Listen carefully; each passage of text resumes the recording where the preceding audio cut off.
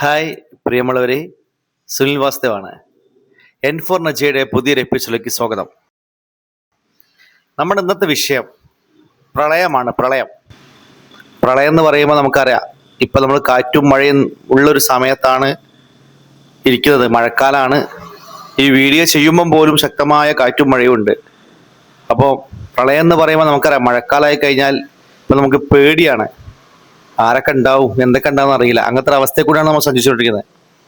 അപ്പോൾ ഈ വിഷയം ഇവിടെ ചർച്ച ചെയ്യാനുള്ളൊരു കാരണം വെച്ചാൽ, കുറച്ച് കാലങ്ങളായിട്ട് ഏകദേശം 2010 ശേഷം ഏതൊരു മഴക്കാലം വന്നാലും ശക്തമായ മണ്ണിടിച്ചിൽ, ശക്തമായ പുഴയിൽ നിന്നൊക്കെ വെള്ളം നിറഞ്ഞ് കവിഞ്ഞ് സകല വീടുകളും വെള്ളത്തിൽ മുങ്ങുന്ന ഒരു ദുരനുഭവത്തിലേക്കാണ് പോയിക്കൊണ്ടിരിക്കുന്നത്. ഒരു പഴയൊരു കാലത്ത് 90 കാലഘട്ടത്തിലൊക്കെ അന്ന് മഴ പെയ്താലും ഒക്കെ ഇത്ര പ്രശ്നങ്ങളില്ലായിരുന്നു. പക്ഷെ എന്താണ് ഇതിന് കാരണം? ആ കാരണമാണ് ഇപ്പോഴും മനസ്സിലാവാത്തത്. പ്രധാന കാരണം, പുഴകളൊക്കെ മണല് എന്നൊരു സാധനം കൂടിയിട്ട് വെള്ളത്തെ ഉൾക്കൊള്ളാൻ പറ്റാത്തൊരു അവസ്ഥയിലേക്ക് പോയിട്ടുണ്ട്. ഇപ്പൊ ഭാരതപ്പുഴയായാലും പെരിയാറായാലും അതുപോലെ പല നദികളും കേരളത്തിൽ നിന്ന് പോകുന്നുണ്ട്. ഇലവിഴിഞ്ഞപ്പുഴ പോകുന്നുണ്ട്, അതുപോലെ തന്നെ നമ്മുടെ പമ്പാ നദി പോകുന്നുണ്ട്. ഇതൊക്കെ മണല് വാരാത്തൊരു വിഷയം കാരണം പുഴ പെട്ടെന്ന് നിറയാണ്. 2 മഴ പെയ്ത് കഴിയുമ്പോൾ പുഴ നിറഞ്ഞു. അപ്പം അതുകൊണ്ട് ആ പുഴയ്ക്ക് ആഴമില്ല.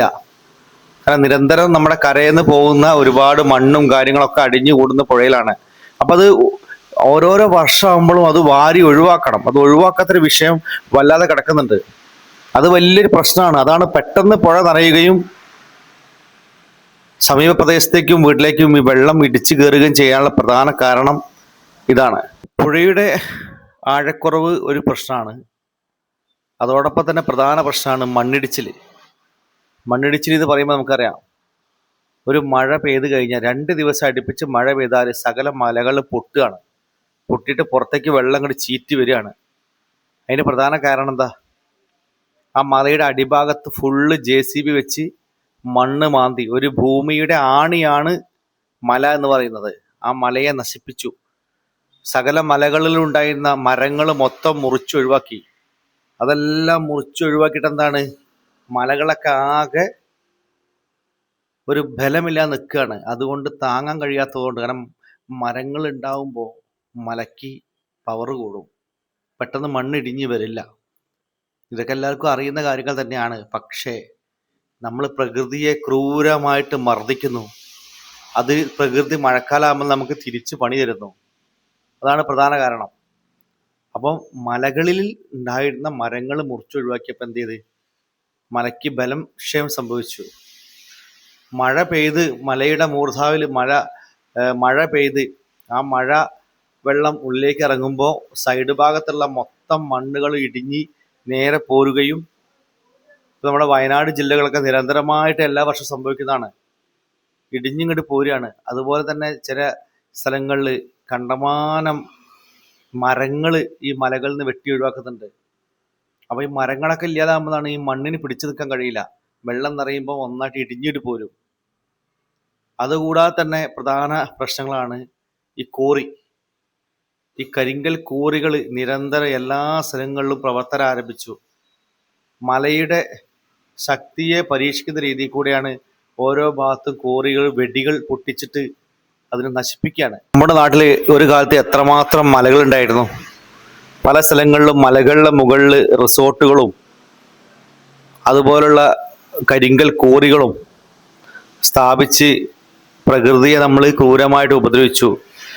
ഇതിനെതിരെ ഗവൺമെന്റോ കാര്യങ്ങളൊന്നും ആരും ഒന്നും പറയുന്നില്ല. ഇതൊക്കെ പണം മതി. പക്ഷെ ഇതിൽ പെടുന്ന ആരാണ്?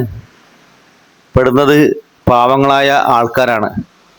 ഇപ്പൊ നമ്മുടെ ചൂരൽമലയിൽ സംഭവിച്ചതും ഒക്കെ ഇതിന്റെ പ്രശ്നങ്ങൾ വെച്ചാൽ, ആ ഭാഗങ്ങളൊക്കെ ഒരുപാട് പാവങ്ങൾ താമസിക്കുന്നുണ്ട്. വലിയ വലിയ ആൾക്കാരൊക്കെ മഴക്കാലമാകുമ്പോൾ മെല്ലെ നൈസായി മുങ്ങും. ആ സ്ഥാനത്ത് രാത്രി കാലങ്ങളിൽ കടന്നുറങ്ങുന്ന സമയത്തേക്കും ഇതൊന്നായിട്ട് ഉരുൾപൊട്ടിയിട്ട് വരുന്നത്. വയനാട് ജില്ലകളിൽ ചൂരൽമലയിലും അതുപോലെ മേപ്പാടി ഭാഗങ്ങളിലൊക്കെ നമ്മൾ നിരന്തരം കേൾക്കുന്നത്. അപ്പം പരിസ്ഥിതി പ്രവർത്തനമായിട്ടുള്ള മാധവ് ഗഡ്കരിയുടെ ഒരിതുണ്ട്. ഏറ്റവും പരിസ്ഥിതി ലോല പ്രദേശങ്ങളാണ് ഈ പറയുന്ന വയനാട് ഭാഗങ്ങൾ. ഇതൊക്കെ നമ്മളെ ഈ മലബാർ മേഖല. അപ്പോൾ ഈ മലബാർ മേഖലയിലൊക്കെ പറഞ്ഞാൽ നിരന്തരം കോറി കാര്യങ്ങൾ, മണ്ണിടിച്ചിൽ കാര്യങ്ങളൊക്കെ ഉണ്ടാവാനുള്ള മരങ്ങൾ മുറിച്ചു വെക്കുക, ഇങ്ങനെയുള്ള പരിപാടി കൊണ്ട് മാത്രമാണ്. അപ്പം അതിനെതിരെയൊക്കെ ശക്തമായിട്ട് ഇതാക്കണം. അത് മാത്രമല്ല, പുഴകളിലെ മണലുകൾ അതാത് വർഷമാകുമ്പം എടുത്ത് ഒഴിവാക്കണം. അത് ഒഴിവാക്കിയാൽ എന്താ സംഭവിക്കല്? പുഴയ്ക്ക് വെള്ളത്തെ ഉൾക്കൊള്ളാൻ കഴിയില്ല. ഇപ്പം പുഴ എന്ത് ചെയ്യും? നിറഞ്ഞ് പുറത്തേക്ക് പുറന്തള്ളും. പിന്നെ ഇതിൽ ശ്രദ്ധിക്കേണ്ട ഒരു കാര്യം എന്ന് വെച്ചാൽ, എല്ലാവരും ഗവൺമെൻറ് പറഞ്ഞാലില്ലെങ്കിൽ ശരി, ആ വർഷക്കാലാകുമ്പോൾ മഴക്കാലാകുമ്പോൾ പ്രശ്നങ്ങളില്ലാത്ത ഏരിയയിലേക്ക് മാറി താമസിക്കാം. അതാണ് ഇതിൻ്റെ പ്രധാന ഒരു പോയിന്റ്. എന്തെങ്കിലും സംഭവിച്ചു പോയി കഴിഞ്ഞാൽ ആ ഫാമിലിക്ക് പോയി, ആരും ഒന്നും തരില്ല. അപ്പം അതുകൊണ്ട് ആ ഒരു വർഷക്കാലമാണ് സമയത്ത് നമ്മൾ ഏത് നല്ല കൊട്ടാരം പോലത്തെ വീടുണ്ടാക്കിയാലും ശരി, എന്താക്കിയാലും ശരി, നമ്മൾ ആ സമയത്ത് അത് മാറി ഒരു വെള്ളം കയറാത്ത, ഒരു മണ്ണിടിച്ചില്ലാത്തൊരു ഏരിയയ്ക്ക് വാടകയ്ക്കോ എങ്ങനെയെങ്കിലും മാറി താമസിക്കാനുള്ള തീരുമാനത്തിലെത്തുക. അല്ലെങ്കിൽ എന്താ സംഭവിക്കാറോ? നമ്മുടെ കുടുംബവും നമ്മുടെ ജീവനും പോവും. അപ്പോൾ ഇത് മനസ്സിലാക്കുക. മഴക്കാലമാണ്, ശക്തമായ ഉരുൾപൊട്ടലും മഴ ഇതൊക്കെ ഉണ്ട്. നഷ്ടപ്പെടുന്നത് കുടുംബങ്ങൾക്ക് വേണ്ടി മാത്രമായിരിക്കും. അപ്പം അതുകൊണ്ട് ഇതൊന്ന് ഉൾക്കൊള്ളുക. ഗൾഫിലൊക്കെ പോയിട്ട് വീടുണ്ടാക്കാൻ ആഗ്രഹിക്കുന്ന ഒരുപാട് പേരുണ്ട്. ഒരുപാട് പേര് കഷ്ടപ്പെട്ട് ഗൾഫിലൊക്കെ പോയി വീടൊക്കെ ഉണ്ടാക്കും. എവിടെ? ഏതെങ്കിലും മലേൻ്റെ അടിഭാഗത്ത്. അപ്പം അത് നൈസാക്കി തള്ളിക്കളയും, അത് പ്രശ്നമില്ല. പക്ഷേ ആ മലേൻ്റെ അടുത്ത് താഴെ ഭാഗത്ത് ഒരു വീടുണ്ടാക്കുമ്പോൾ നമ്മൾ മനസ്സിലാക്കേണ്ടത്, നമ്മുടെ മരണം ഏത് സമയത്ത്, ഒരു മഴക്കാലമായി കഴിഞ്ഞാൽ ഏത് സമയത്തും ആ മല ഇടിയും. നമ്മുടെ മരണത്തിനുള്ള ലൈസൻസ് ആണ് കൊടുത്തതെന്ന് മനസ്സിലാക്കുക. അതുകൊണ്ട് മലയുടെ അടിഭാഗത്ത് പോയിട്ട് വീടുണ്ടാക്കാതിരിക്കുക. മല എന്നത് ഒരാണിയാണ്, ഭൂമിയുടെ ആണിയാണ്. അപ്പോൾ അതിന് മുകളിലേക്ക് വെള്ളം വരുമ്പോൾ, അത് ഓൾറെഡി അതിന് ഉൾക്കൊള്ളാൻ പറ്റുന്നതിൽ കൂടുതലായിട്ടുള്ള വെള്ളം വരുമ്പോൾ ആ മണ്ണിടിച്ചിൽ ഉണ്ടാവും. പിന്നെ പല സ്ഥലത്തും ഇതുപോലെ ആ മലയെ നശിപ്പിച്ചത് കൊണ്ട് പെട്ടെന്ന് ഇടിയും. ബലക്ഷയം സംഭവിച്ച മലകളാണ് ഭൂരിപക്ഷവും. അത് ഇടിഞ്ഞു വന്ന് ജീവൻ അപകടത്തിലാവും.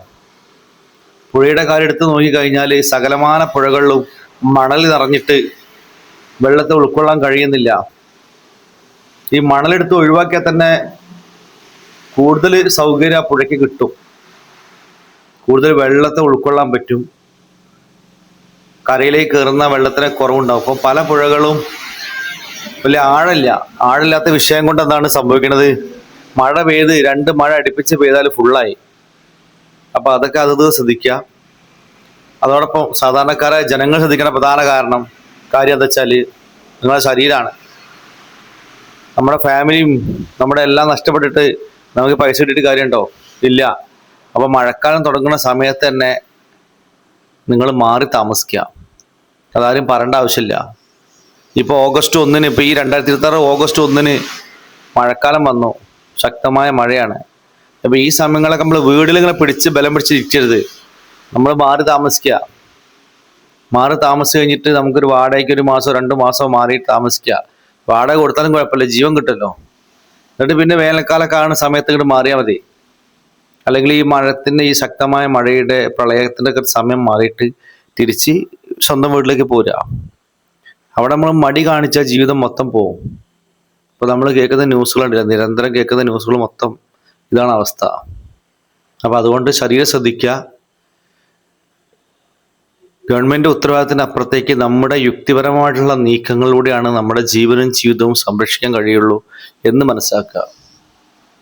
കാരണം അധികാരികൾക്കും പിന്നെ വലിയ വലിയ നേതാക്കന്മാർക്കൊക്കെ അവരുടെ ജീവിതം സെറ്റപ്പാണ്, അവരുടെ ഭാവി സെറ്റപ്പാണ്. അവർ വളരെ അവരുടെ ആയുസ്സിനെ നഷ്ടപ്പെടുത്താത്ത രീതിയിൽ കൂടിയാണ് ജീവിക്കുന്നത്. അപ്പോൾ സാധാരണക്കാർക്കാണ് ഒന്നും മനസ്സിലാവാത്തത്. അപ്പോൾ ഇതൊക്കെ ഒന്ന് മനസ്സിലാക്കിയിട്ട് എല്ലാവരും പ്രവർത്തിക്കുക. ഓക്കെ, അപ്പം അടുത്ത എപ്പിസോഡിൽ പുതിയൊരു വിഷയമായിട്ട് വരും. ഓക്കെ, സുനിൽ വാസ്തേവ്.